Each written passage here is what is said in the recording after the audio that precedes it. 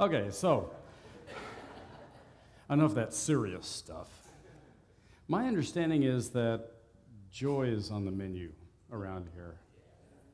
Well, that's good because that's what I like to do a lot of. If I'm not having fun, I move on.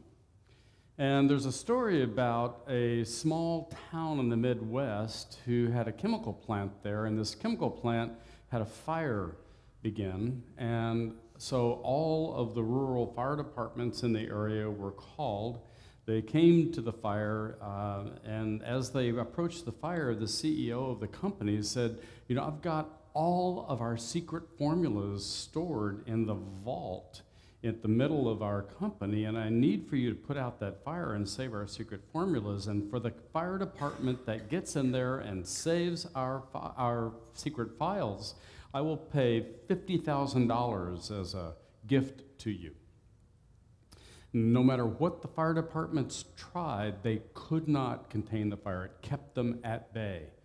And so all of a sudden, there was this long, old-timey kind of sirening wail come from the distance. And as it got closer, it was from another distant rural community, a volunteer fire department of only old men, 65 years or older. They're not old. They're 65 years or older. They came ripping down through, and they're siren and wailing, and they went past all the new equipment, new trucks, the new firemen, into the building, jumped off the truck, and with an amazing effort, they extinguished the blaze.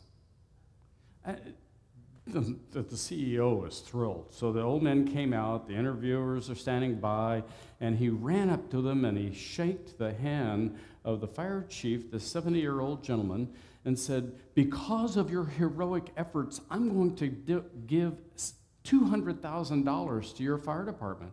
My God, that was amazing. Thank you. The reporters came up after having seen this and said, so what are you going to do with that huge gift of $200,000? And the fire chief said, well, the first thing I'm going to do is we're going to fix the brakes on that damn truck.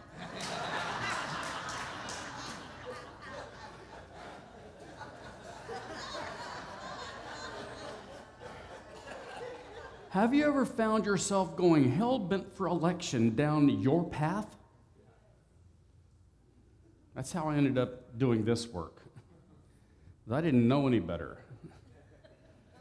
So, the theme, this path to a powerful life, the idea of a path is quite candidly a misnomer.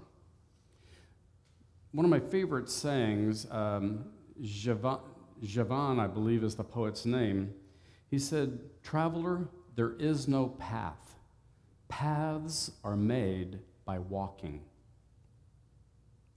So I want you to know, and this is from my own personal experience as well as from people I have worked with over the last 30 years of ministry, plus before that, that any path you pick that's somebody else's path ain't yours. It might give you some skills, some information, some technology possibly, so that you can more effectively walk your path, but unavoidably, the only path that is worth anything to you is your path, which means you have to walk your path. Now, I suspect, since you're all over 3 years old, that you have found yourself not walking your path. Is that true? This means yes, this means no, this means I don't know what you're talking about. There's some cues here that are really helpful. If you have found yourself not walking your path, how did that feel? Sucked, didn't it? Really bad. It doesn't feel good at all. It's diminishing. We feel less than. We could never be enough in order to meet the expectations of those people around us who think that that's our path. But here's the booby prize. We think they have told us what they think our path is. And in fact, what we have done is we have drawn conclusions as to what we think they think our path is. So it's a double booby prize. It's like we think that we know what our path is because somebody else has told us what our path is, but we've interpreted what they thought our path was as to conclude what we think our path is. And subsequently, no wonder we're confused and feel like we're walking in circles over and over and ad nauseum. You with me? Okay, so there is no path. Paths are made by walking. How many of you ever heard of the term Imagineering? It's a great term, isn't it? So that's where a person develops and you gather together people. Disney did this from Alcoa Aluminum's idea of the 40s. And you develop the skills and the talents and the gifts and the wherewithal to take an incredible imagining and concretize it. Concretize means to bring it into the world of form. That's what happened with this center. Some divine and precious human being, Reverend Patty, came to ministerial school, silly girl, and people challenged her. Well, fact of the matter is they did not.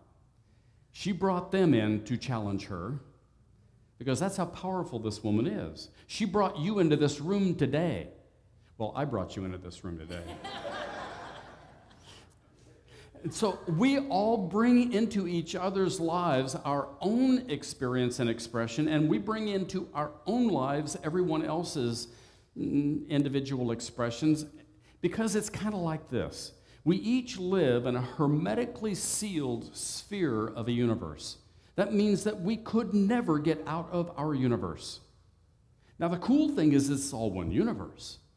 But that which we call the unique individuation called by your particular name is an individual sphere, a hermetic sphere that cannot be penetrated, cannot be escaped.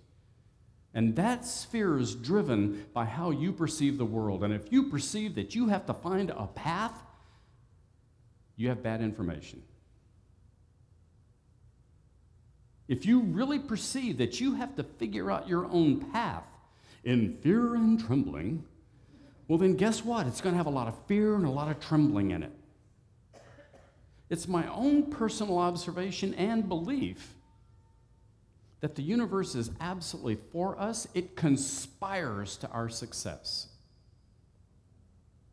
You may have heard that or even read that somewhere or something similar to that. Ain't no mistakes, you're in the right place all the time. And other corollaries of the same idea communicate the notion that you could never not be on your path. And by walking it, you get to find out what it is. We only find out our path by looking back. By reflection, do we understand what our path is? And they say, oh, that's why I'm here. Oh, that's what that person was about. Oh, that's what that circumstance or event or situation brought to my awakening. And sometimes it hurts like a mother. It's like, why would I do that to myself? Well, if you were in your right mind, you would not. Sometimes we are not in our right minds. We have left ourselves. Therefore, we're not in our right minds. And when we move back into our right mind, there is a sense of joy and inner weeping that tells us, why the hell did I ever leave? This is important. I need to be walking my path. I need to be me. Do not raise your hand. Do not nod your heads. Do not shake your heads, and don't hold your hands up saying, I don't know what you're talking about. How many of you genuinely right now absolutely are you? Not your stories that you have made up about you. Not the stories that you've made up about other people's stories about you. Not what the media thinks you ought to be or do. Not anything other than that which is truly, truly you, really you. How many of you genuinely are that? This teaching, that's what transformation is really directed toward. This teaching is about changing the form of our thinking, the practices of our behavior, an awareness about our inner truth and what life is really all about, so that we become more truly aligned with and in who we really are. Never-ending journey. If you think you've arrived, thank you again. Because the cool thing about evolution is the continual unfoldment of the already yet to be. Ernest Holmes, page 44 in The Science of Mind. Continuing unfoldment of the already yet to be. Okay, so I have an analogy for you. So would you please put up on the screen a poem by Oliver Wendell Holmes. The Chambered Nautilus. How many of you are familiar with the nautilus? It's a trippy little animal, looks like Predator unleashed. Build thee more stately mansions, O my soul, as the swift seasons roll. Leave thy low vaulted pass, let each new temple, nobler than the last, shut thee from heaven with a dome more vast, till thou at length art free, leaving thine outgrown shell by life's unresting sea. It's a beautiful memorial statement at a funeral and what have you. Now let's take a look at the actual nautilus itself. This is what it looks like biologically. Then we will show you a shell that has been partitioned cut because it's an important thing. So here is this beautiful face that any mother would love. And it lives in this spiral shell that the Fibonacci number sequence is used to exemplify it all the time. And there's this flap of a crown that covers the face to protect it. And it actually will take in water and expel water in order to change its depth in the water. And that depth is what controls where it is able to go to and feed. So let's do the next screen. And this is what it looks like. You see this spiraling effect down to the center. The nautilus started out right there in the very center. And as it grew in breadth, in girth, as well as in depth, it had to build a new shell, and it moved into these larger expressions of itself. That home, that protective piece, was its expansion of its metaphoric box. Now, everybody here lives in a box. It's the box of our own construction. It's caused by our definitions, the conclusions we've drawn about ourselves, about others, about life in general, about how life is, and our relationship with all of that. That's our box in which we live. And as our life expands, so-called, we literally increase the size of our box. But we're always building a different box around us, because that's our understanding of the universe. The fancy word is that's our cosmology, our paradigm. So, here, this nautilus, I went to Tucson in 2006, and as I spent some time meditating and visioning on what my purpose of moving into this next phase of my ministry was about, this image kept coming to my mind, and it was the nautilus shell, and I didn't know what the heck that was all about, but that's the way visioning is. It gives us information, then we figure out what it meant. So I looked up nautilus, started reading about it, and I drew the conclusion that literally Tucson for me was about moving out into a different expression of myself that was going to be a bigger expression and a deeper expression, interestingly enough. I was building a new portion of my shell. Now, this is the cool part. As you look at the shell and go around, in the middle of the previous chamber, there's a little hole. And that's where the nautilus pumps water in and removes water in order to change its buoyance. That's how it changes its depth in the water. After a period of time, because the chambers get bigger over time, it seals off that little hole. The metaphor for me was, although I have a past, I have lived a certain experience and expression of life, it was a certain size, my box was a certain size, I don't live there anymore. And here in our current state of evolution and consciousness, we will pump water in and out, great metaphor for subjective mind, subconscious mind, all of our beliefs and opinions about life, etc. We pump water in and out. We exchange information, if you will, back and forth, and we continue to learn and grow. We revisit our past in order to learn a little bit more, and we see how it fits into our current time upon life and how it's going to help us in our future. And we keep doing that until we change our elevation etc., etc. And then when we finally get to the place that we're done with that, we don't give it away. We don't give it up. We don't leave it. We just seal it off and don't live there anymore. Anybody here have a past you would love to just simply give away? Yeah, I think all of us have things that have happened in our past that we'd like to just walk away from, and it doesn't work that way. And it shouldn't, because here's what happens if you try to walk away from it. It will follow you. It will revisit you at 3 o'clock in the morning or at 12 o'clock lunch across the table. So subsequently, we don't want to forget our past, because if we do, we are destined to relive it. Santayana, the philosopher. So, okay, we can lose that slide.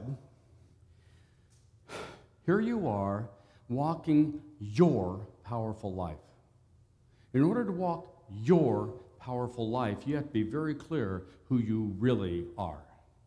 Now, the Nautilus has embedded in its genetics everything it needs in order to be completely congruent and consistent with who it really is. And embedded in that coding is the ability, the tools necessary to expand into its already yet to be. The same is true for you. Every person here already has everything they need in order to express more fully that perfect life called your life. Traveler, there is no path. Paths are made by walking. You can be literally running down the road to some great solution and find out it was simply because your brakes didn't work. Or you can recognize that within you something is calling you into your greater yet to be.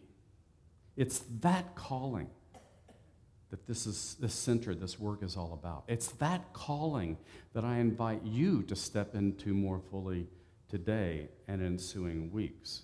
With that calling, you have blessed yourself. Bless you.